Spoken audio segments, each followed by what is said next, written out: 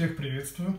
Сегодня у нас видео вот такое вот интересное, не на велосипедную тему, но может быть кому-нибудь пригодится.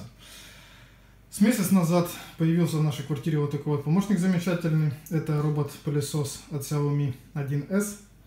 Значит, месяц он работал, все отлично. Последние пару раз у нас начались такие интересные нюансы, как скрип.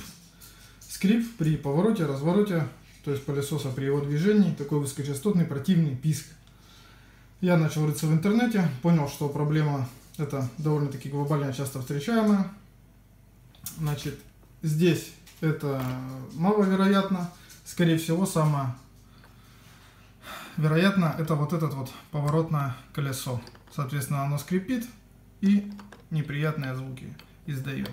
Значит, вынимается это все дело вот так вот элементарно. Вот так можно вытащить весь вообще поворотный механизм.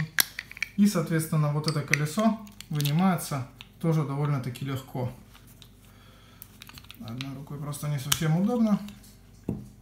Вот так оно выглядит. Это я его уже немножко подразобрал. То есть здесь вот такая вот оська. С одной стороны я аккуратно отверточкой поддел такую штучку. Соответственно, разбираем. Вот это все чистим, мажем. Можно хоть консистентной смазкой, хоть ВДшкой, хоть силиконкой. Все, что будет под рукой. Собрали, буквально 5 минут, почистили, помазали, поставили, поехали. Проблема решена. Всем спасибо, может быть, кому-то поможет.